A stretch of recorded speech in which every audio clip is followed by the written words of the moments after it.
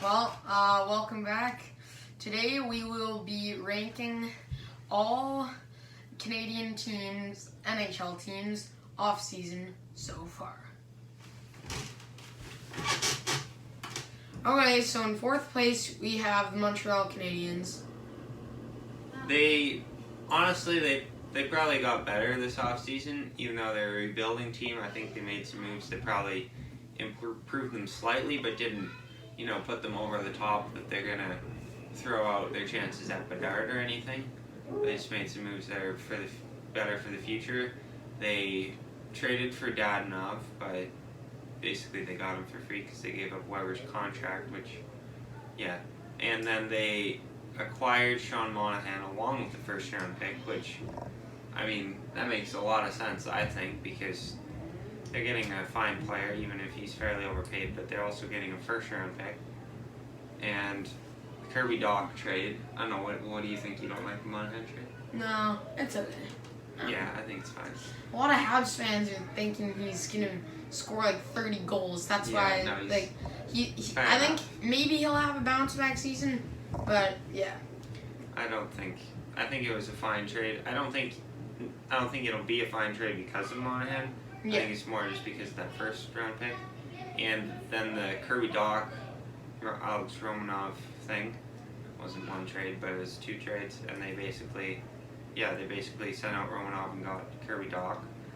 And what else did they, the Jeff Petrie for Michael Matheson, which kind of evens out the sides a little more. I wouldn't, honestly, Matheson's probably slightly worse overall, but that kind of evens out the sides a bit since they lost Romanov, so they get another lefty.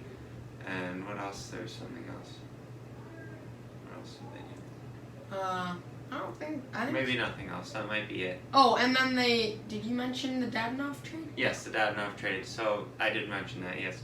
So they did a lot of moves, kind of bunch in, bunch out. I don't know. I thought they had a decent offseason, but it was. In third place, we have the Edmonton Oilers. I think Edmonton had a good offseason, all things considered. The main thing was they drastically upgraded their goalie tandem, going from Smith and Koskinen to, now they have Jack Campbell as their starter. And they just they re-signed Kane, which, I'm sure you have a few things to say about that one, but... I don't like Kane, and I think as a locker room thing, he's a terrible locker room guy, but I think overall, on the ice, though, he's a very good player, and I think that's a good move. I think it was a reasonable move, and they need someone to play with McDavid, and it seemed to be working, so I think that's a good idea.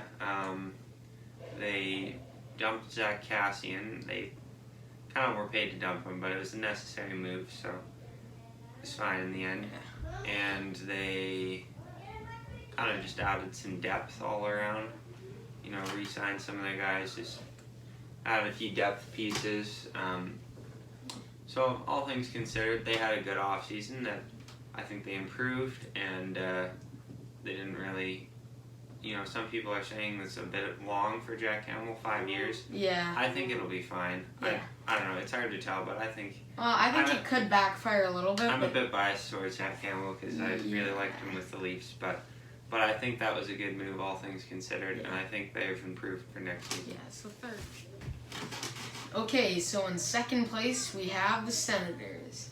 So, I personally really like the Senators, and they're my favorite team, and,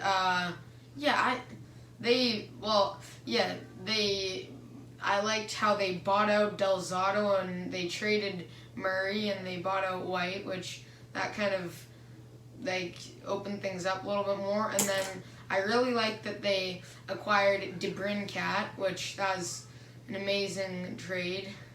They acquired him for not too much. For 7th overall pick, really. Yeah, and along with they signed Claude Giroux, which that's an amazing deal, which now I think Timmy Stützle will just explode being the center between DeBrincat and Giroux as opposed to Alex Formenton and was it Connor Brown or something like that? Yeah. Anyways, and then they traded Gustafson for Talbot, which honestly I think that's not a very good trade for them. Or it'll be good for this year, but like Gustafson will be a better goalie in the future, which is Talbot might just retire. And and then that was about it. I think, as a non-Sens fan, even I really thought they had a really good offseason. And they're going to be pushing for a playoff spot. Yeah. And second is pretty good, all things considered. So. Yeah, then they made a few depth moves and stuff like that. But that was the main. Second. And I actually forgot to mention that the Senators also shipped out Connor Brown, which I was pretty happy that they got a second-round pick for him. And obviously, now its first place is the Calgary Flames. So, they had a pretty action-packed couple of massive trades where, they obviously they lost Johnny Gaudreau, and they traded Tkachuk and brought in Jonathan Huberdeau and Mackenzie Weegar, which somehow they were like Brad Treliving. He should definitely be the favorite. So somehow the Flames lost 2 100-point players, and then obviously with the addition of Nazem Kadri, they basically replaced them very well, and added Mackenzie Weegar, which added even more good defensive players to the most deep defensive core in the entire NHL. But anyways, Brad Treliving, he should definitely be the favorite for the GM of the Year award, which is a very overrated and stupid award in my opinion. Both of ours. I don't think the Flames really improved the team that much. I think they improved marginally with Weegar, adding to that back end. But overall, it's more just the fact that they lost 2 100-point players and they came out arguably a better team. That's just unbelievable work by Brad Treliving and I think Calgary's GM. And I just think that all things considered, they had a really good offseason considering how things were going for them with Gaudreau and Tkachuk leaving. So, I definitely think Calgary was had the best offseason out of all Canadian teams. So, thanks for watching this video. Click like if you like this video. Click subscribe, and see you later.